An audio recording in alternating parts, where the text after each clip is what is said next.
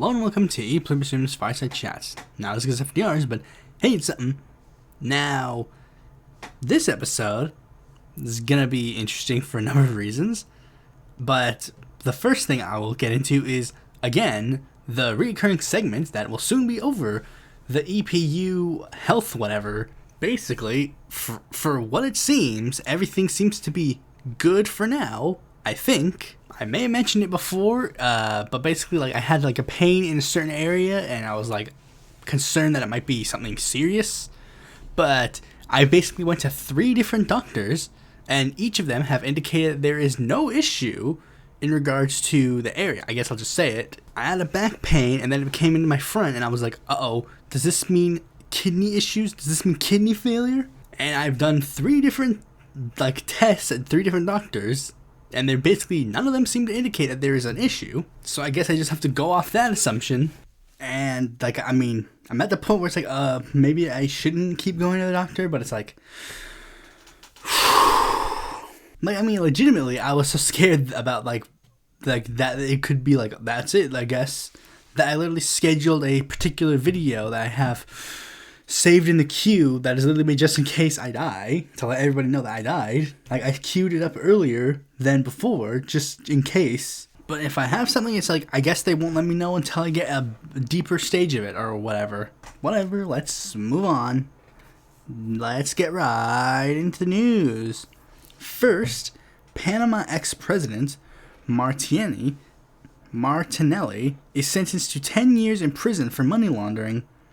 Former Panamanian president Ricardo Martinelli was sentenced Tuesday to more than 10 years in prison for money laundering.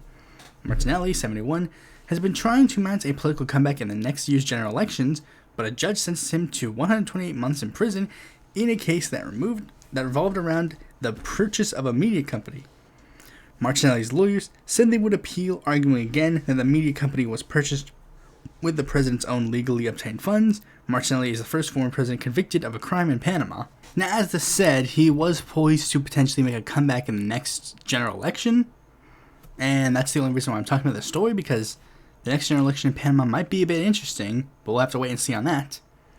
Speaking of things we sadly don't have to wait and see about, Jesse Jackson has decided to step down as the president of the Rainbow Push Coalition. It's not really that relevant news-wise, I guess.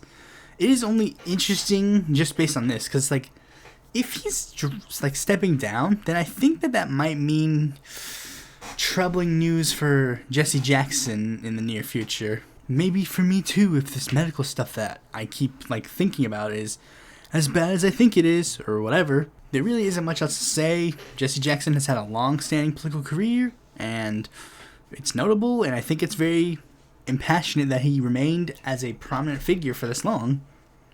Speaking of things that are prominent, unfortunately, we got some new prominence for Donald Trump, because Donald Trump has just announced that he plans on doing interesting things, announcing that he wants to remove officials from the intelligence agencies, State Department, and defense bureaucracies, revive the practice of impounding funds, refusing to spend money Congress has appropriated for programs that the president doesn't like, strip employment protections from tens of thousands of civil servants, making it easier to replace them, and bring independent agencies like the FCC and the FTC under direct presidential control. You hear that? That's the fascism alarm. Literally, that is characteristic number 6 of fascism. And if you're gonna think, oh, that's just a Trump thing, at least there are other Republicans in the field. Well, here's what some of the other Republicans in the field are putting for. Ron DeSantis, his education commissioner, just revealed new Florida teaching standards that say that some black people benefited from slavery because it taught useful skills. Honestly, there is not much else to say other than the fact that really, you're going to look at these 2 options and then you're going to go, I wonder who I should vote for in November. And the last 3 things are sort of related to each other, so I guess I'm just going to treat them all as if they're one big story. though I might divide the last part into its own thing, just because it is sort of the most removed, but it is still related. Okay, so what happened was, Congressional Progressive Caucus Chair Pramila Jayapal, she was at a meeting, and she made a statement saying how she believed that Israel was a racist state, which was in part of the larger controversy surrounding the fact that Israeli President Isaac Herzog will be addressing a joint Congress meeting. And then, of course, top heads within the Democratic Party pounced at Pramila Jayapal, and in doing so, they decided to hold a vote on a bill. That bill in question was going to basically reaffirm that Congress supported the state of Israel. Now, by that point, Jayapal had already rebuked her comments and said, like, oh, you see, what I meant to say was, but they were like, too little, too late, Pramila. Now we have to do this vote. And, of course, what ended up happening is what you would expect. It was basically nearly bipartisan approval with 9 nay votes. One person voted present, and that person was McClellan. She released like a statement saying like, oh, how she basically wanted to both sides of the issue. Many people didn't see that much of an issue because it was like her voting record on this was okay for the most part. So they're like, okay, this is the one we'll let it slide. But the nay votes are very interesting. Jamal Bowman, Cori Bush, Andre Carson, Summer Lee, Alexandria Ocasio-Cortez, Ilhan Omar, Ayanna Pressley, Delia Ramirez, and Rashida Tlaib.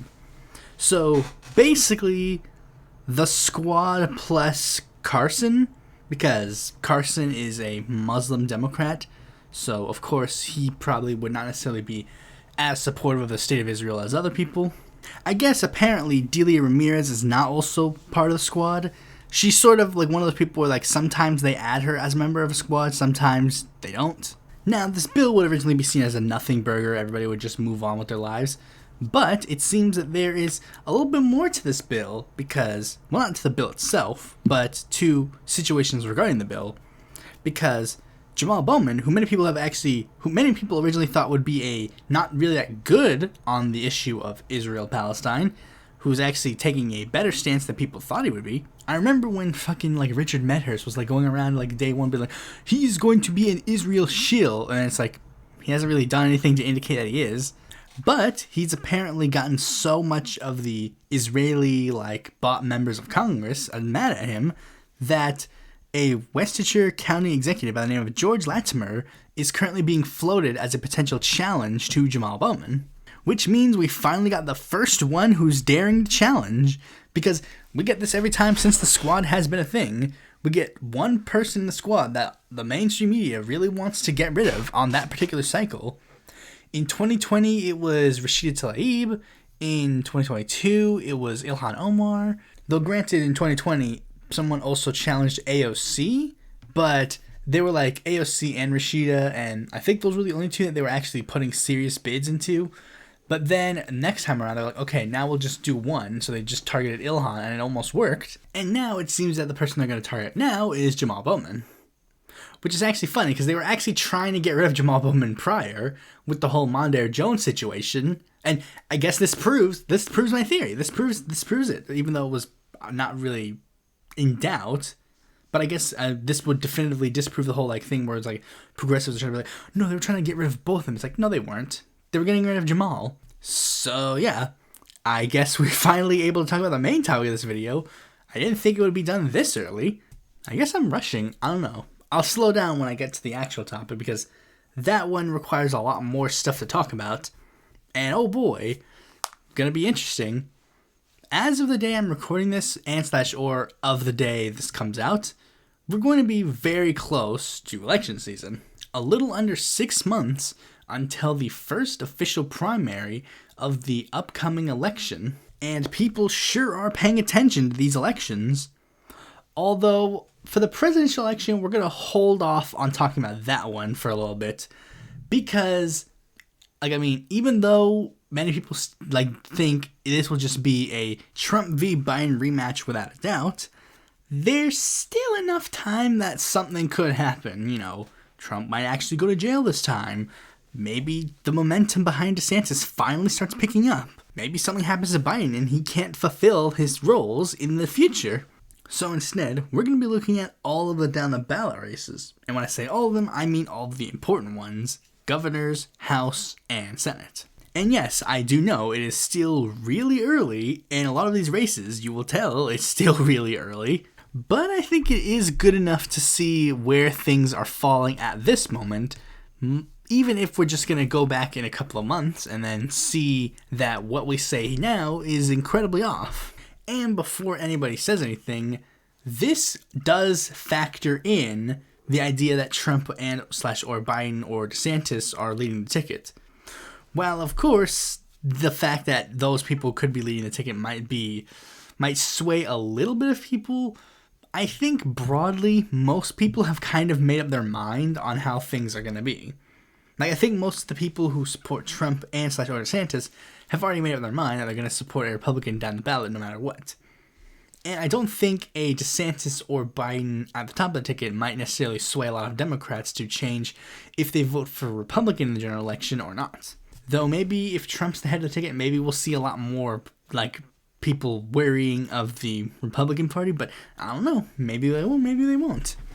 With that out of the way, let's just get into it. First, governors. 13 governorships are up for election in 2024. 11 states, 2 territories.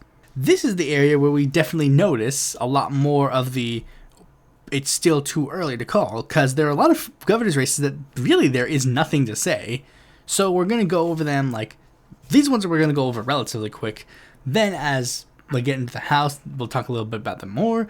Then when we get into the Senate, we'll talk about them a lot. And we'll go by least prominent to most prominent for various reasons. And we'll get into why those ones are most prominent, least prominent when we get to them. So first, American Samoa. Yeah, you guys didn't know that they had a governorship election coming up. You guys didn't know that because you don't care about American Samoa. Disgraceful. They had so much to talk about in this election, and you guys weren't paying attention once. Absolutely shameful. Nah, I'm just kidding. They didn't have anything to talk about yet. Basically, there's nothing. Like, they literally, if there's information about them, then I haven't found it. But basically, their incumbent governor, Limanu Peleti Mauga, if he runs, he's basically guaranteed the win. Like, there's no ifs, ands, or buts there. Utah, state's deep red, Spencer Cox is going to win.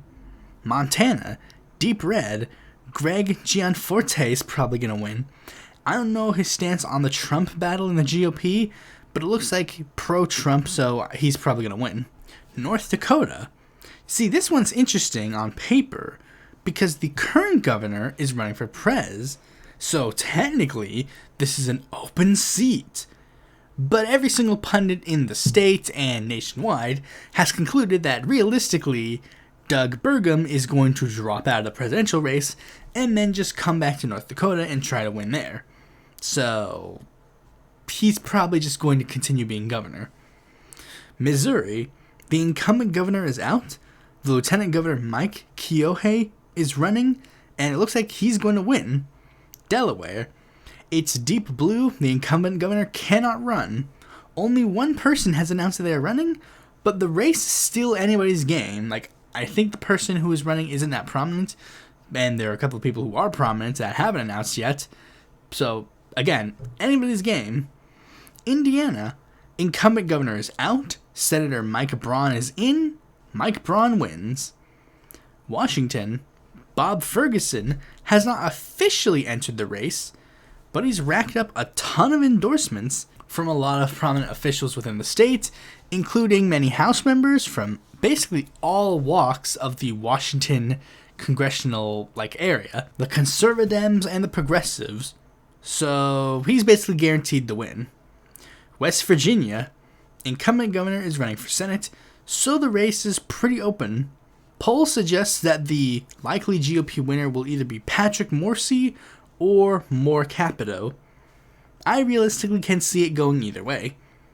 Vermont, Phil Scott will run and win. If he announces that he's retiring, the seat will flip. New Hampshire, Now, I originally had a similar situation to Vermont written here, but literally not that long ago, Chris Sununu just announced his retirement. I think that is really weird that he announced a retirement. I thought the fact that he wasn't running for something like Senate or like running for president indicated that he was probably going to continue being governor. But it seems like he's not going to do that. He, like Hogan before him, was the only thing keeping this seat red. So it just got a hell of a lot more interesting. Puerto Rico, yes, the Puerto Ricans are going to be choosing their governor in this upcoming election. And the reason why it's all the way up here is not really due to the race itself as of yet, but mostly due to the fact that Puerto Rico actually, right now, currently has a 5-party system that you all probably didn't even know about. Like, not only do they not have the United States parties at all, their parties are quite an interesting endeavor. So, just to quickly run down, here are their 5 parties that could be running for governor in the next cycle. There's Project Dignity, a Christian Democratic anti-corruption party. There's the Puerto Rican Independence Party, a Puerto Rican Independence Party that has a tradition in left-wing nationalism. There's the Citizens Victory Movement, a progressive anti-colonialist party. The New Progressive Party, the right-wing pro-statehood party. And the Popular Democratic Party, the sort of like liberal, centrist, pro-Commonwealth party. As of now, it looks like that the incumbent governor Pedro Pierluisi is winning. And the last governor's race that has big prominence in 2024 is my home state of North Carolina. Basically, Roy Cooper is not allowed to run for another term. And much like Hogan for the GOP, Roy was sort of the only thing keeping the governorship blue. So people are trying to figure out what the heck is going to happen next. And they're hoping and praying that Josh Stein can recapture the magic that Roy managed to get. Unfortunately, his most likely opponent in the race is a man by the name of Mark Robinson, the embarrassment of a lieutenant governor that we currently have. And the only polls that have been conducted do show that he is able to beat him. I really hope that things change in the future because that man does not deserve to be governor. So to recap the races as of yet, 6 GOP wins, 2 swings, 2 non-affiliated. Pedro is considered a Democrat in U.S. proper, but he's basically an independent in his capacity. And Lemanu is also in that regard because he's a registered Democrat, but the office is considered nonpartisan, so it's like, we don't really know how that really factors in. And 3 Democrats. So, governorships, Dems aren't looking so good. The House, well, I can't really give any predictions on how the House races would go as of yet, because, simply put, we're still waiting on a lot of things to happen. We're still waiting on some House districts to be redrawn. The races are still too early. There are a lot of races that literally have no information on it yet. And, well, again, we just have to wait and see on a lot of things. I will say, here's some endorsements that I have released as of yet. Maybe a Girl in California District 30, Michaela Wilkes in Maryland District 5, David Kim in California District 34, Hector Jamarillo in Arizona District 3, though I might change that one because there's another candidate in the race that is a bit promising. We'll have to wait and see, but the reason why I haven't done so many is simply because I'm mostly focusing on a lot of target seats for progressives for various reasons. Here them broken down. They're ones with no incumbent blue. Like, these are blue districts that have no incumbent. They might not necessarily count as, like, safe seats or swing seats or whatever, but these ones are just, like, blue, no incumbent. California 12, California 31, California 47, Delaware at large, Maryland District 6, Michigan District 7, Texas District 18, Texas District 32, and then there's blue seats where primaries did really, really good. New York District 10, though to be fair, that one's a bit more of like an extenuating circumstance, and Texas District 28. And of course, the swing seats: Arizona 1, Arizona 6, California 13, California 22, California 27, California 40, Nebraska 2, New Jersey 7, New York 1, New York 3, New York 4, New York 17, New York 19, New York 22, Oregon District 5, Pennsylvania District 1, Virginia District 2, and possibly Texas District 15. And a lot of those races, I've looked at a couple of people, but I'm still like sort of grappling with my endorsements in these seats, because there are even a couple of rematches that are in the races that I've decided to hold off on endorsing because I'm looking to see if they shifted right or if I should back them at all. Like, I know, it's kind of funny. Like, my endorsements literally mean nothing. It doesn't really matter. I could literally back whoever the hell I wanted, and there really wouldn't be anybody who would really question it. They would just be like, I mean, why this one? I could give a perfectly valid reason as to why. Let me give an example. Michelle Vallejo, who is currently running in Texas District 15. She's not really running a campaign much like her last bid. She has shifted her campaign to be more right-wing, and I'm trying to see if a lot of other people are going to make that same mistake. Because I've made that mistake in the past, where I immediately endorsed Amar Campanellar, even though he literally ran a completely night and day candidacy. I know it's weird. It's like, again, my endorsements mean nothing. I literally could endorse anybody and nobody would bat an eye. Especially when LeftTube and Left Twitter like backs candidates that are far worse. Erica Smith, Richard Ojeda, Mary Sattler-Paltola. It's like, literally, they blew their load over Sattler-Paltola, and it's just like, literally everything about her platform and who she is indicates that she's a right-wing Democrat. Why are you guys being surprised that she's a right-wing Democrat? I don't know. It'll have to be a bit more of a case-by-case basis, I guess. And lastly, we have the section that will hopefully go on for the longest. And as I'm looking over my notes, yes, it will go on the longest. The one regarding the U.S. Senate. We've had 2 election cycles in a row that have given us a 50-50 Senate. Hopefully, this is the cycle that breaks that trend. And not in the worst way. 34 Senate seats are up for grabs in this upcoming cycle. But we'll have to acknowledge this.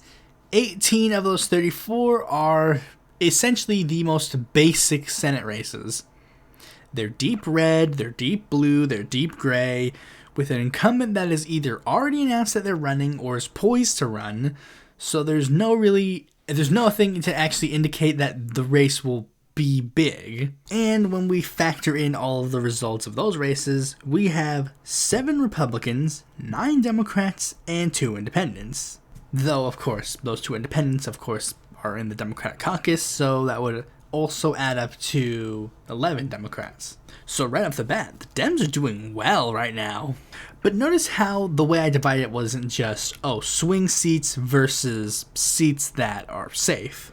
Because there's also a middle category where the race is interesting, not because of the fact that it's a swing seat, but because it's a safe seat, but it has a contentious primary that's going to happen, or the incumbent has retired, but otherwise they are still a safe state. Delaware, it's deep blue, retired incumbent. Lisa Blunt Rochester is going to be the 3rd black woman in the United States Senate. Indiana, deep red, retired incumbent. Jim Banks is going to be the 1,908th white guy in the Senate. Maryland, it's deep blue, retired incumbent, but at this stage, it's still anybody's game. As of right now, the top 2 contenders are David Trone and Angela Olsobrooks, but there are still some somewhat prominent names that have yet to announce. Ben Jealous. But again, it is still anybody's game, but most people suspect that it's going to be one of those 2.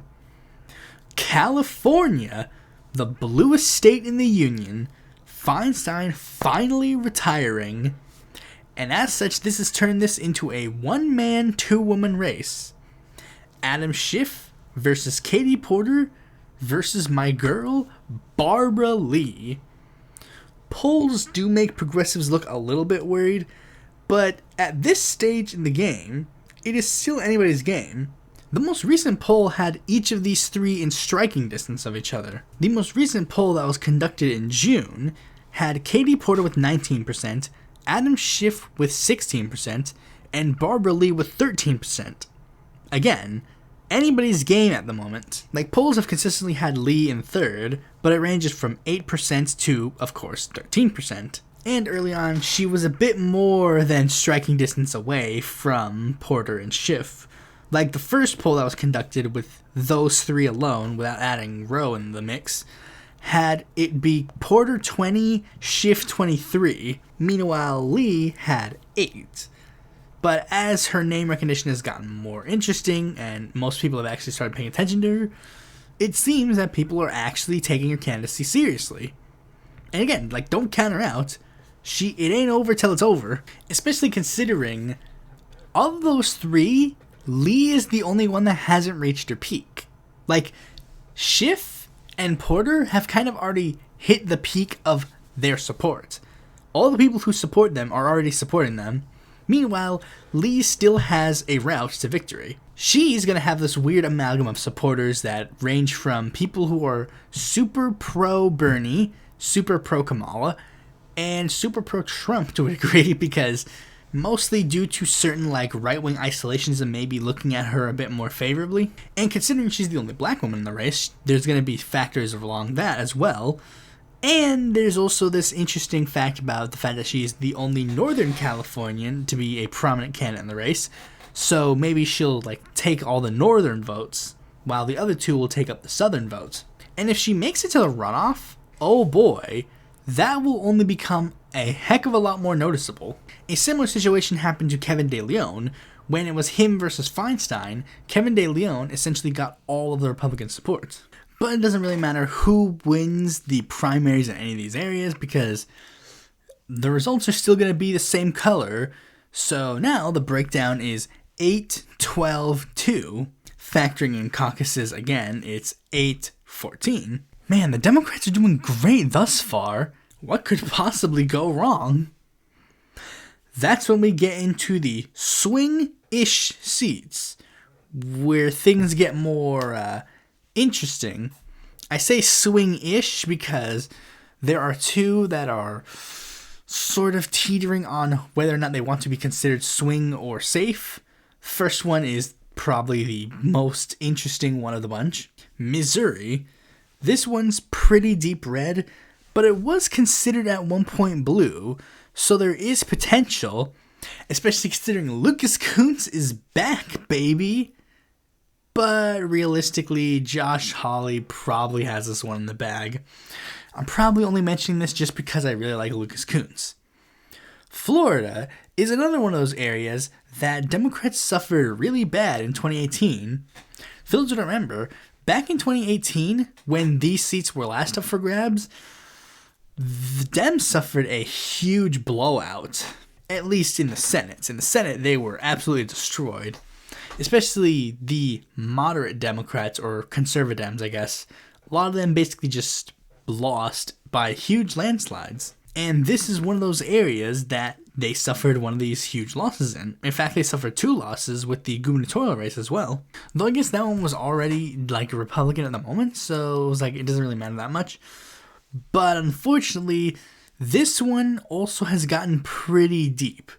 But it is listed as leans for a lot of historical precedent, and one internal poll that was conducted by the only prominent Democrat running, Phil that shows a 4-point divide between him and the Republican.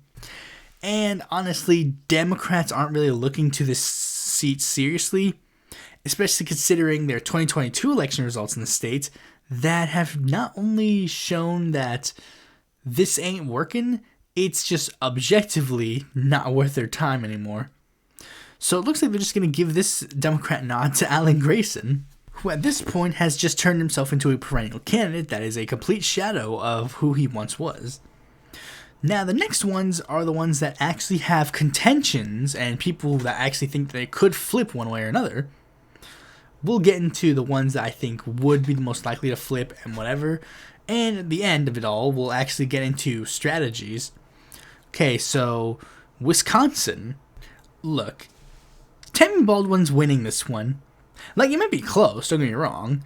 Many people think, like, they look at the other Wisconsin seat and say, oh, this one is competitive. But it's like, this particular seat isn't really that competitive. This is the seat where the Wisconsin idea remains. This is the seat of both of the La Follettes. But after Joe McCarthy, they basically just decided, we're never skipping a Democrat again. Like, basically, it's like that was their last time voting Republican. The other seat is the one that they're okay with flipping every so often. So I think Tammy is safe in this seat, but don't necessarily count the GOP out. Like, none of these ones, you should really count them out. Like, count the opponent out. Never do that at all. Even if it's a safe seat, never count the opponent out. Anything could happen. So, speaking of anything could happen, Texas. The state that is slowly becoming a true swing seat. I never thought I'd see the day. No one ever thought they'd see the day. They thought they'd literally get, like, deep blue and then it's like, oh, all of a sudden it's deep red now, okay. But no, apparently now it is becoming competitive again. I would say especially considering who the Democrats are likely to choose as their nominee. Colin Allred, who took on a 15-year incumbent that was in a district that at that point was deep red and won. Polls do show that him and Ted Cruz have a 10-point difference between them. But Cruz is still the favorite. But I don't know how long that's going to stay. We'll have to wait and see on this one. Like, put a pin in this one. Keep an eye out. Pennsylvania. The race is still early, and the state is technically swing, but I think it's a little bit more blue than before. Like, maybe Trump winning in Pennsylvania was them experimenting in college, and now they just pretend that they're straight and not secretly bi.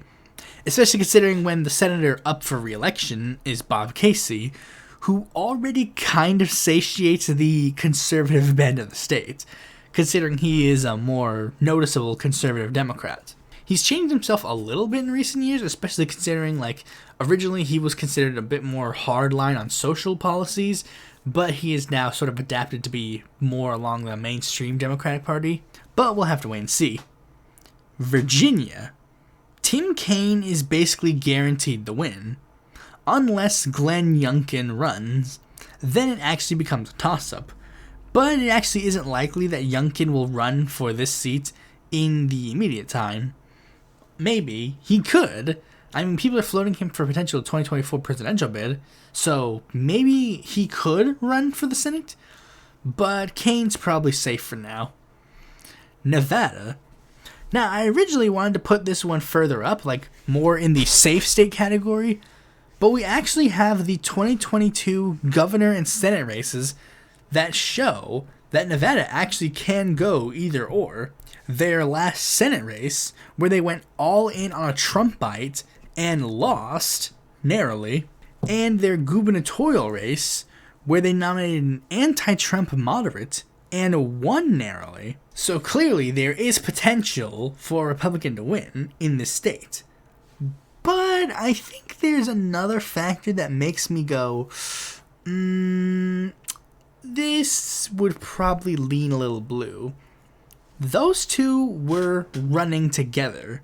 Like, all of the people who voted for the far-right guy and the moderate Republican, they basically had each other to vouch for each other. Like, the far-right Republican could say, like, could try to turn out people to vote for the moderate Republican governor, because, like, he's like, dude, listen, I know he may sound like he's not on our side, but he is. And vice versa. The moderate guy can go, no, he's not that far right. Come on, dude. He's just a little passionate about a certain issue. Meanwhile, 2024 might not have that. There is no moderate to vouch for someone like Jim Marchant. In fact, considering who the GOP might choose to nominate, they are probably going to find someone who is basically on his level, which might turn away some of the more moderate Republicans. The race is still relatively close, so don't count them out. Michigan. Debbie Stabenow has retired, and the race is somewhat swing, so that makes Democrats worry a bit, which is why there is a rush to try and make Elissa Slotkin the presumptive nominee. But then, out of nowhere, Hill Harper entered the scene, to give her a challenge from the left. I know, surprising to see, but funnily enough, he might actually have a good shot to get the nomination.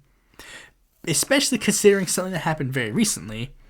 The Good Doctor started becoming a hot meme, so there actually is a lot of leverage and a lot of people do know him now. The GOP does have some contenders that might have a shot.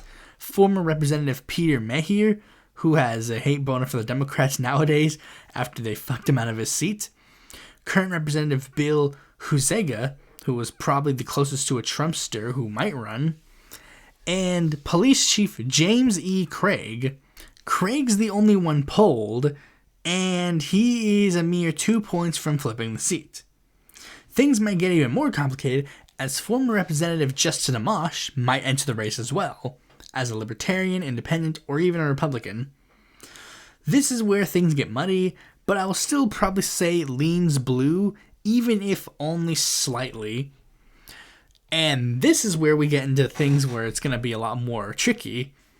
Ohio. Sherrod Brown. Even as the state gets redder, you remain. Many were a bit worried that Brown is in trouble since certain things Biden has done in his administration were not really that good for Ohio. An example of which is the train derailment being blamed on him. And it seems that Brown is regarded as a must-have for the Democratic majority. His race is seen as essentially the tiebreaker to an extent, and Brown has a lot of appeal to a lot of Democrat bases. Rural, working people, leftists, basically everybody in the Democratic Party sees themselves in Sherrod Brown. And the GOP sees this and are trying to find a good candidate to run against him. Their current three frontrunners, or the three people who have announced, are 2022 withdrawn candidate for Senate, Bernie Moreno, close number 3 in the 2022 Senate race, Matt Dolan, but the most promising one is Secretary of State Frank LaRose, simply because Frank LaRose is not a Trumpster. He's no moderate by any means, but he is not a Trumpster. He's distanced himself from the Trump wing of the party, and that instantly puts him in a better position to actually beat Sherrod Brown. And polls reflect it, with Brown beating the other two single-handedly, but is in a 45-45 tie with LaRose, and this puts him on the radar. But not enough to say true toss-up, only because of the results in Ohio in 2022. The Democrats gained a House seat and defended 2 seats that they were projected to lose. Okay, to be fair, they were projected to lose 1, and it was mixed in regards to capture seat, but the worry was there. And they gained 9 points in their last Senate results. So for now, I'll give it a tilt blue, like a tilt. Next is Montana. I'll be honest, this is the one where I have no clue what's going to happen. John Tester's one of the 2 moderate Democrats that survived the 2018 massacre. I don't know how he did it, but as he has done so, his state has only gotten redder. And the GOP knows that they can't beat him in the election proper, so they're going even so far as to try and play it dirty. They literally introduced a bill to make Montana have a top 2 runoff system like California or Washington, and it was set to go in effect in 2023 and then go out of effect in 2025, literally only so they can win in 2024 by kicking the Libertarians off the ballot. However, when you do your research, you find out that the spoiler effect is BS here, but that doesn't stop the Montana Democrats from kicking the Greens off the ballot every cycle, and the GOP fighting to keep them on the ballot, and vice versa with the Libertarians. All 3 polls that have been done with the 3 most prominent Republicans in the state, Greg Gianforte, Ryan Zink, and Matt Rosendale, have the latter winning in a 1v1 against Tester. And unfortunately, Rosendahl is the only one that might actually run. It is still too early to call, but I honestly have to dub this one a toss-up. Arizona is 100% flipping. Cinema is done. The question is, who takes it? I can see cases as to either party taking it. I guess it really depends on the nominee. But much like the 2022 races, the far right doesn't seem to be an immediate turnoff, as the GOP frontrunner, Kari Lake, has actually beaten the Democratic frontrunner Ruben Gallego in a couple of polls.